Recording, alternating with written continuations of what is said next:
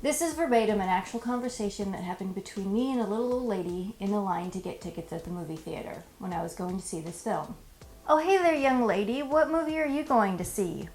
Three from Hell. Three from where? Hell. Oh. What movie are you going to go see? Overcomer? Oh.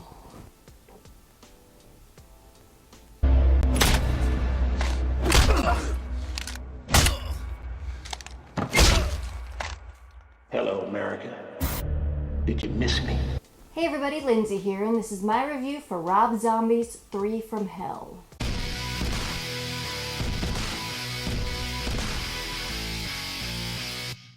The basic storyline is, after Devil's Rejects, we left our characters. We thought they were dead. They got blown to pieces at this police blockade as they're racing their car towards it, shooting, and Freebird is playing, all that stuff. But in this film, it starts out with newsreel footage saying they survived. They're all riddled with bullets, but they're alive, and they spend a bunch of time in the hospital, but they get out, and then they talk about the trial. Sid Haig's character, Captain Spaulding, he's sentenced to death. Otis and Baby, they're just sentenced to life in prison. Otis escapes because for some reason they let him go out on this prison work detail thing. Why, I don't know. And then through a series of events, he helps Baby to escape, and then it's kind of a road movie after that point. I was looking forward to this film. It was slated for release around this time for months, and then a couple weeks ago it kind of disappeared from all the theaters' schedules, and I was like, what's up with that? And then I found out, okay, they're only going to release it into so many theaters as a Fathom special event on 3 different nights. The first night had Rob Zombie doing a little intro. The second night had some behind the scenes footage, and the third night was a double feature with The Devil's Rejects and Three from Hell. I went to the first night because it was the only night I was available. So I saw the Rob Zombie intro. It was just a few minutes long, and it pretty much just talked about how it came for him to make this third film, because originally he had not planned to make a third one, but over the past couple years it just kind of bubbled up and then grew and grew and grew until he finally made the film. That being said, I didn't have a lot of expectations going into this film. I was expecting it to be shocking and bold, a lot of crazy stuff going on, and I was thinking that possibly he would merge the styles of House of a Thousand Corpses and Devil's Rejects together, because one's a little more mystical and over the top, and Devil's Rejects is a little more gritty and grounded in reality. And I was hoping in this one he would kind of merge those two styles together into one film, and he kind of did a little bit in some spots, but overall it was more like the Devil's Rejects. But I don't think this movie, Three from Hell, is as good as those first 2 films, and I'm going to tell you why. I mean, I did like it. I did enjoy myself. It was fun to watch. It was nice to see these characters again. But I think overall, if you look at it as a piece of a trilogy, it kind of fails to live up to the other 2. Any last words? I still want to party. First of all, I don't think this can be categorized really as a horror film. I would put it more in like the grindhouse exploitation film side of things, because it kind of has a few different like exploitation styles throughout.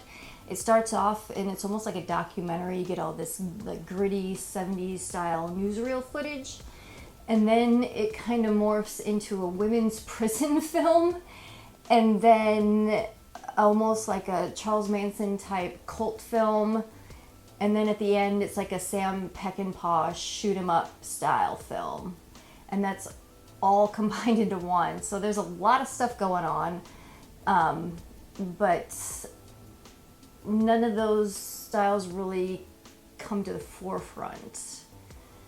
And also while I was watching this film, I was getting flashes of a lot of other films. And those films are Easy Rider, Natural Born Killers, The Wild Bunch, a tiny little bit of Eraserhead. And also, this film wasn't very shocking to me. It was a lot of stuff we'd seen before. And I don't think this film really went as hard as The Devil's Rejects did. One thing that really pulled me away from the gorier aspects and the more shocking aspects of it, the violence and the murder and the killing, is they used completely digital blood and gore effects. I don't know if anything was real. There was even one part where baby Firefly, who's played by Zombie's wife, Sherry Moon Zombie, is stabbing this woman out in a front yard, and I think even the knife she is holding is digitally added in, and all the blood spraying and the gore and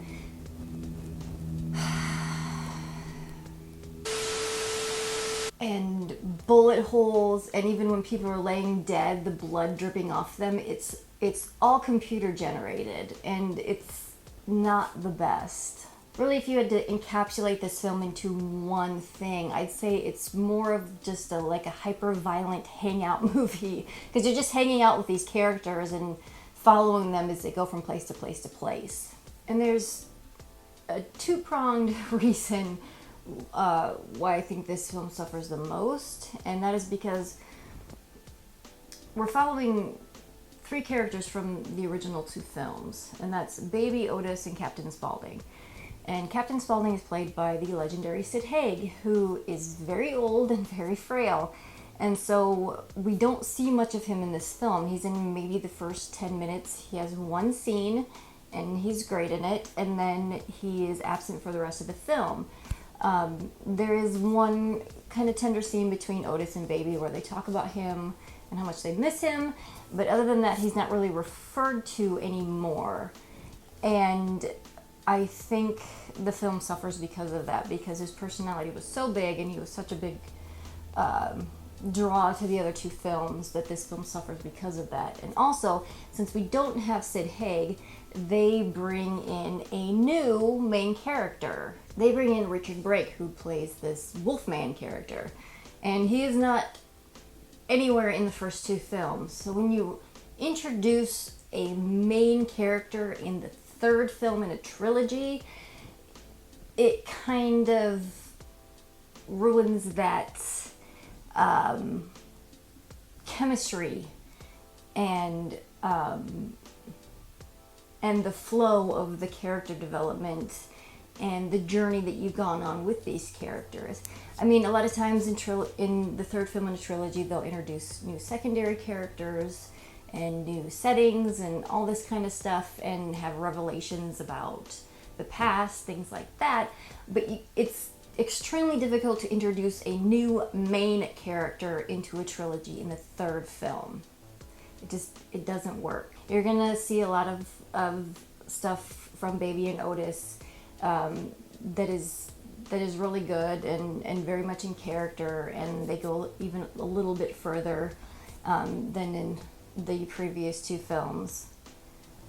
And there's a really awesome part played by Dee Wallace. She plays like this butch prison guard, and she's almost unrecognizable. She does a very good job, and it's kind of cool to see her play a part like that. Now we can have a real Day of the Dead.